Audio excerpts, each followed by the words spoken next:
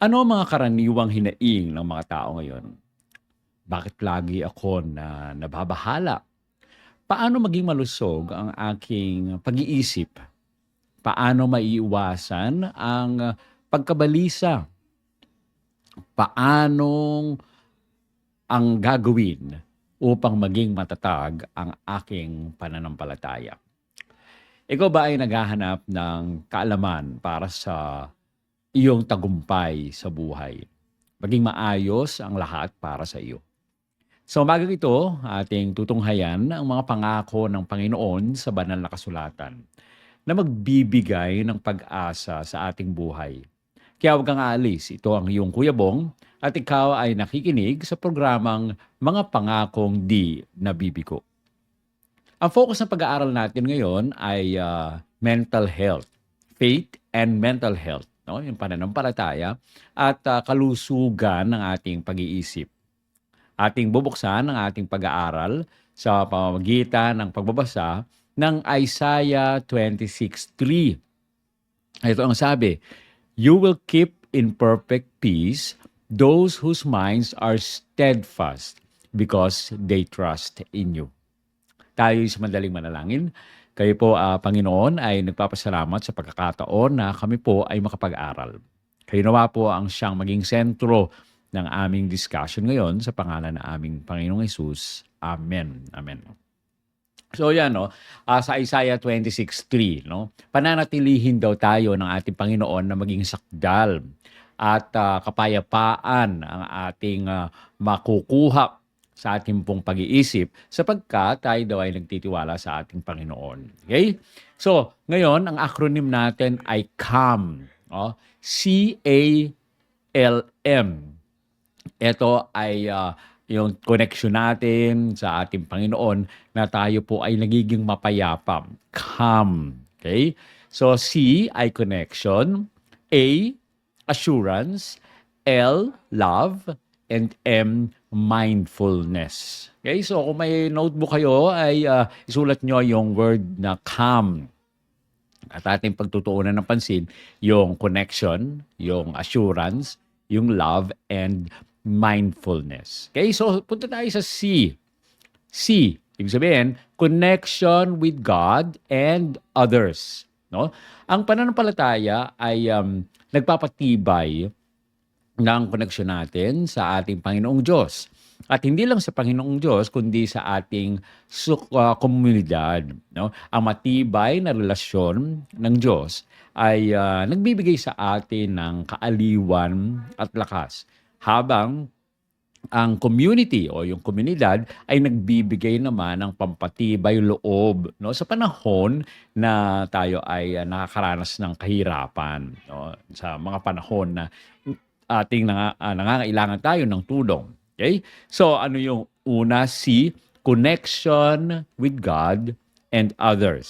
So tandaan po natin, no, kung tayo ay nababalisa, naguguluhan ang ating isipan, tandaan natin yung calm. No?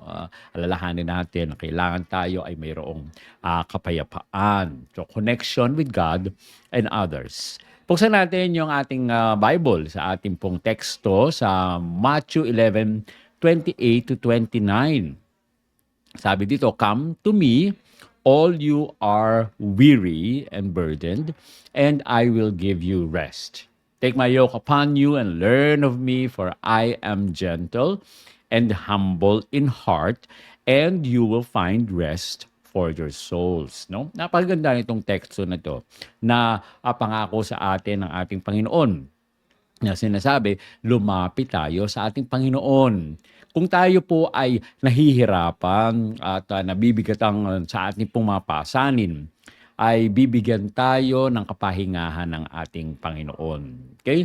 No, yung pasanin natin, no, yung ating pamatok ay ibigay po natin sa ating Panginoon sapagkat siya po ay maamo, no? Siya pa ay mapagpakumbaba sa kanyang puso. At tayo po ay makakatanggap, mga kapatid, ng kapahingahan para sa ating kaluluwa. No, ang gandang pangako sa atin ng ating Panginoon. Invitation sa atin na to come to Him. Lumapit tayo sa ating Panginoon. Now, kapag kayo po ay nakakaranas na kayo ay pagod na, either sa relationship po ninyo, sa pamilya ninyo, sa mga kaibigan ninyo, sa trabaho ninyo, tayo ay lumapit sa ating Panginoon, no? At tayo ay bibigyan niya ng kapayapaan. Bibigyan niya tayo ng kapahingahan, no? At ito po ay kailangan po natin ito. Iisip po ba natin na yung kapahingahan ay lumarating lang kapag tayo po ay natutulog, no? Hindi po 'yun ganoon. Kahit tayo ay pagod actually, o tayo ay hirap sa ating pong mga ginagawa, kapag tayo ay lumapit sa ating Panginoon, nakaranas tayo ng kapahingahan. Alam nyo, ang isang magulang, kapag siya ay pagod, no? At siya ay umuwi, tapos pag uwi niya, yung kanyang anak ay biglang tatayo at magiging ay masaya na nakita siya at yayakap sa kanya at siya ay hahalik sa kanya. Meron tayong tinatawag na biglang nawawala yung pagod natin sapagkat nandun yung naranasan natin, nararamdaman natin yung pagmamahal ng ating pong mga anak. Ganun din sa ating Panginoon. Na kahit tayo ay pagod, no, tayo po ay nakakaranas ng kapahingahan sapagkat ang ating Panginoon ang kasama natin. Now, sabi sa Galatians 6:2, no, Galatia 6:2, carry each other's burdens, and in this you will fulfill the law of Christ. No? Pasanin daw po natin. Pero mga pagkakataon po mga kapatid, hindi natin kayang pasanin yung sarili nating karga-karga. No? Pero ang advice sa atin ng ating Panginoon, para daw maging magaan, ay pasanin daw po natin ang pasanin ng bawat isa. No? Sa ganitong paraan ay natutupad yung kautusan ng ating Panginoong Diyos. Ay eto po mga kapatid, no, ay talagang nakakatulong sa atin. 'Di ba kapag ikaw lang nagbubuhat, medyo hirap na hirap ka talaga. Pero pag may katulong kang bumuhat ng pasanin, ay nagiging magaan po ito. At tayo ay nakakaranas ng kapayapaan sa atin. Ang sabi ni Brené Brown pala, sabi niya, we were created for connection. Okay? Isolation breeds despair. No? Tayo daw po ay nilikha para magkaroon ng koneksyon. Pag tayo daw po ay hiwalay, eto daw po ay nakakapagbigay ng kawalang pag-asa. No? Kaya nga napaka-importante, no, na tayo ay magkaroon ng magandang koneksyon, magandang relationship, una sa ating Panginoong Diyos, at syempre, sunod ay magandang relationship sa ating mga mahal sa buhay, sa ating mga kaibigan, sa mga tao sa paligid natin. Sabi nga doon sa isang ay no one is an island, no? Hindi daw po pwedeng mag-isa ang isang tao. Kailangan niya ng mga kasama. Sabi naman ni Billy Graham, when we draw near to God, He draws near to us, bringing peace to troubled minds. No? Kapag tayo po ay lumalapit sa ating Panginoong Diyos, siya naman ay lumalapit sa atin na nagdadala ng kapayapaan sa mga maligalig na mga kaisipan. Kaya nga importante, no, sa ating pong buhay, magkaroon tayo ng connection, no? Yung unang word sa letter na come ay C, ay connection with God and with others. So tandaan po natin yan mga kapatid. Kung nais natin magkaroon ng magandang isipan, ay kailangan natin na magkaroon ng connection una sa ating Panginoong Diyos at siyempre connection sa ibang tao. Okay? So, doon sa ating word na come, ay sunod ay A, no? Assurance of God's promises. No? Kailangan daw po isipin po natin yung katiyakan ng mga pangako ng Diyos, no? Katulad ng programa natin, no? Yung mga pangakong di nabibigo. Ito po ay pinagtutuunan natin ng pansin. Ang pananampalataya ay nagbibigay ng katiyakan na ang Diyos ang may control. Kahit na sa panahon ng mental and emotional na napakikibaka, ay ang pagtitiwala natin sa Kanya, ang mga pangako niya ay maaaring magbigay sa atin ng kalakasan upang babawasan yung ating pong mga pagkabalisa na nagdudulot ng kawalan ng pag-asa. Okay? So yan ang focus natin, a assurance of God's promises. Sa Romans 8:28, ang sabi dito, and we know that in all things, God works for the good of those who love Him, who have been called according to His purpose. No? Ang kaalaman natin na ang lahat ng bagay ay sa lahat ng bagay gumagawa ang ating Panginoong Diyos sa ikabubuti ng mga umiibig sa Kanya. Okay? Tinawag tayo ng ating Panginoon ayon sa Kanyang layunin. Kaya napaka-importante po mga kapatid, no? Na alalahanin na ang ating Panginoon, gumagawa po siya palagi para sa ikabubuti ng mga nananalig sa Kanya. Kaya nga, if you think that everything is not being done great o kaya yung lahat ng mga nangyayari sa atin, everything doesn't fall into place at mga may pangit ditong nangyari, pangit doon, no? Alam nyo kapag tayo ay nagtiwala sa ating Panginoon at inaalala natin na sa lahat ng mga bagay, ito man ay pangit, ito man ay maganda, gumagawa pa rin ang ating Panginoon para sa ikabubuti po natin. Kaya napaka-importante, natandaan po natin itong promise na ito, na in all things God works for the good of others. No? Sa Joshua 1:9, have I not commanded you, be strong and courageous. Do not be afraid, do not be discouraged. For the Lord your God will be with you wherever you go. Ang ganda po ng promise na ito, no? Ng ating Panginoon kay Joshua, na siya po mismo ang nagsabi, hindi lang po niya sinabi, ito ay iniutos ng ating Panginoon. Utos po ito ng ating Panginoon. Utos na tayo po ay maging malakas, utos na tayo ay maging matapang. Oh, inutusan rin tayo ng ating Panginoon, huwag tayong matakot, huwag tayong masiraan ng loob. Bakit daw po? Bakit wag dapat tayong matakot? Wag tayong masiraan ng loob? Sapagkat ang ating Panginoon ay sumasa atin saan man tayo pumunta. No? For God, the Lord God, will be with you wherever you go. Kaya nga, eto po mga kapatid, hindi lang po ito promise. Ito ay command.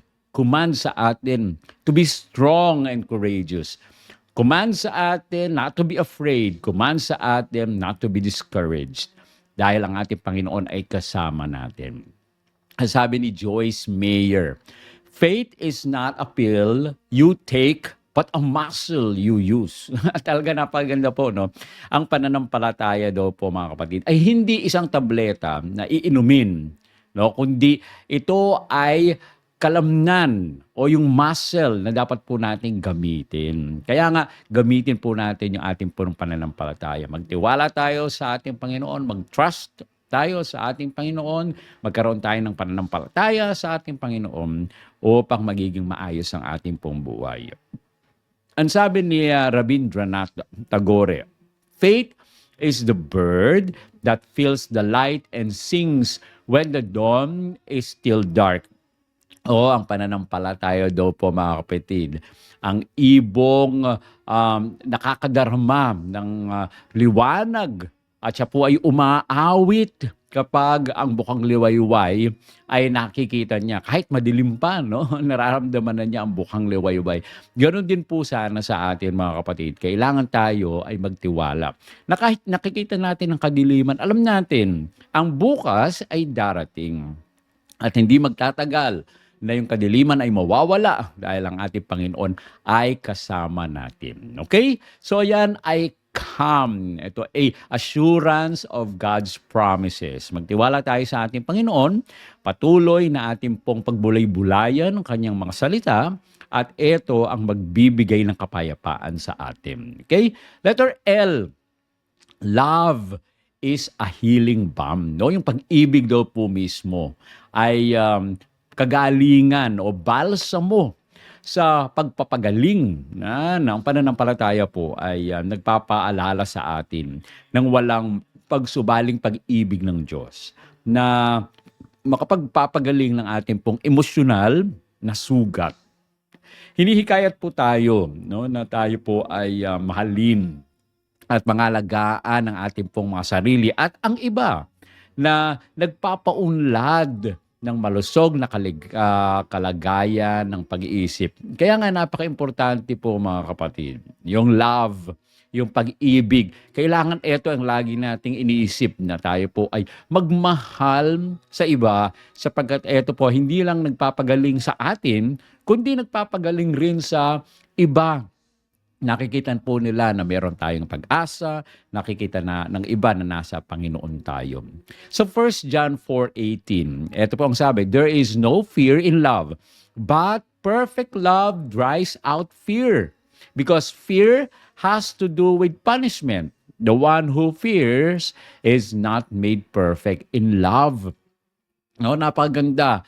Wala daw pong pag-ibig kapag tayo po ay natatakot. No? Kaya kung kayo ay natatakot, baka mamaya ay hindi nyo na naiisip yung pag-ibig ng ating Panginoon. Pero, yung pag-ibig daw po, yung perpektong pag-ibig, ito po ay nagpapalayas ng takot. Dahil ang takot ay may kinalaman sa kaparusahan. Kapag iniisip po natin na tayo mapaparusahan na, ay parang, ay, natatakot na tayo. Pero kung alam natin na tayo ay minamahal, no? Kahit tayo nakagawa ng masama, alam natin mahal tayo ng ating Panginoong Diyos, ay mararanasan po natin ang kapayapaan sapagkat ang ating Panginoon ang nagmamahal sa bawat isa sa atin. Sa Psalm 34:18, ito po naman ang sabi, the Lord is close to the brokenhearted and save those who are crushed in spirit. No, malapit daw ang Panginoon sa mabagbag ang puso at inililigtas ang mga nasisiraan ng loob. Ang ganda ng sinabi dito sa awit, mga awit 34:18. No? Ang ating Panginoon, kahit tayo po ay nalulugmok sa mga problema, ay pinaparamdam niya ang pagmamahal sa atin sapagkat iniligtas tayo ng ating Panginoon. Kung nasisiraan man kayo ng loob, alalahanin natin na malapit ang ating Panginoon sa bawat isa. Si Max Lucado, isa pong writer, ang sabi niya, the Lord God is a lighthouse that guides us through the storms of life. Okay? Ang pag-ibig po ng ating Panginoong Diyos ay isang parola, no, na gumagabay sa atin kapag merong bagyo, kapag merong unos ang ating buhay. Kaya nga, lagi po nating tandaan ang pag-ibig, no? Love is a healing balm. Ang pag-ibig ng ating Panginoon ang siyang nagpapagaling sa bawat isa sa atin. Sabi naman ni Henry Nouwen, no? Mental health begins with an acceptance of the truth that you are deeply loved by God. No? Kapag tayo po ay yung kalusugan ng ating pong mental, yung ating pong isipan, ay nararanasan po natin kung ating tatanggapin ang katotohanan na tayo ay lubos na minamahal ng ating Panginoon. O alisin po natin yung isipan natin na dahil makasalanan tayo, ay baka mamaya ay hindi na tayo mahal ng ating Panginoon. At minsan, iniisip natin, gawa ka muna ng mabuti. Dapat ganito muna, sumunod ka muna para at least tatanggapin ka na ng ating Panginoon. Hindi po. No? God so loved the world that He gave His only begotten Son. Kaya nga po, una ay hindi natin kailangan magbago bago tayo lumapit sa ating Panginoon. Ang gawin po natin, kung nakakaranas kayo na kayo ay makasalanan, ay tanggapin mo. Anyayahan mo ang ating Panginoon sa puso mo. Okay? At ikaw ay papatawarin ng ating Panginoon. Hindi mo kailangan na maging malinis o linisin yung sarili mo. Ikaw muna ay lumapit sa ating Panginoon. At siya, ang kanyang dugo, ang maglilinis sa iyo. Hindi mo lilinisin yung sarili mo. Ang ating Panginoon, kapangyarihan ng ating Panginoon, ang siyang magbibigay sa iyo ng kalakasan, at ikaw ay malilinis dahil sa kanyang dugo. Okay? So, napaka-importante na tandaan natin na tayo ay mahal ng ating Panginoong Diyos. Okay? At yung sunod, yung M, doon sa ating calm. Okay? Mindfulness through scripture and prayer. No? Yung pag-iisip po natin sa magitan ng banal na kasulatan at panalangin. Kaya nga, kung nais mong mabago ang iyong isipan, ay basahin mo ang banal na kasulatan. Alam mo, nung tayo ay hindi pa kilala sa ating Panginoon, iba't ibang mga kasinungalingan ang natatanggap natin nung tayo ay lumalaki, tayo ay natuturuan ng hindi mga magagandang mga gawi, no? At mga kamalian. Kaya nga, ang kailangan natin para mabago, no, ang ating pong mga pag-uugali, ay kailangan lagyan natin ng turo ng banal na kasulatan ng ating isipan at ito ay magbibigay sa atin ng bagong pag-iisip. Yung dati na mga kamali ang alam natin, ang ginagawa natin, ay mababago kapag nilagyan natin ng mga katotohanan mula sa banal na kasulatan at sa mga pananalangin. Kaya nga napaka-importante ang mga kasanayan sa pananampalataya tulad ng mga pananalangin at mga pagmumuni-muni ng banal na kasulatan. Ito ay nagbibigay sa atin ng tahimik na isipan. Tinutulungan tayo na tumuon sa presensya ng Diyos, no? At nagpapalabas ng mga alalahanin natin. Sa Philippians 4:6-7, ito ang sabi, "Do not be anxious about anything, but in every situation, by prayer and petition, with thanksgiving, present your requests to God. And the peace of God, which transcends all understanding, will guard your heart and your minds in Jesus Christ." No, napakaganda ng sinabi dito sa Philippians 4:6-7. No, huwag po tayong mabalisa sa anumang mga bagay. Ngunit sa lahat ng sitwasyon, ang sabi dito, sa magitan po ng pananalangin at pakiusap na may pasasalamat, iharap daw po natin ang ating pong mga kahilingan sa Diyos at yung kapayapaan ng Diyos na mas higit, no, na sa lahat ng pangunawa po natin ay magbabantay sa mga puso po natin ayon sa pag-iisip sa ating Panginoong Jesucristo. Kaya napaka-importante po mga kapatid, huwag tayong mabalisa, kundi ituon natin yung ating pong mga isipan sa ating Panginoon. At sa magitan nito, mga kapatid, tayo ay lalong magiging payapa sa ating pong buhay.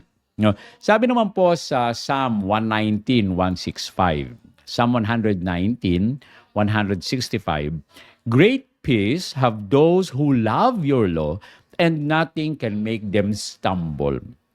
Oo, dakila daw na nakapayapaan sa mga umiibig sa ating Panginoong, sa kautusan ng ating Panginoon. At wala daw po ang makakapagtisod sa kanila. Kaya nga, kailangan po natin mga kapatid, no, na tayo ay umibig sa utos ng ating Panginoon. Na ganito po kasi yan, no? Magkadugtong po ito eh. Yung pag-ibig natin sa ating Panginoon.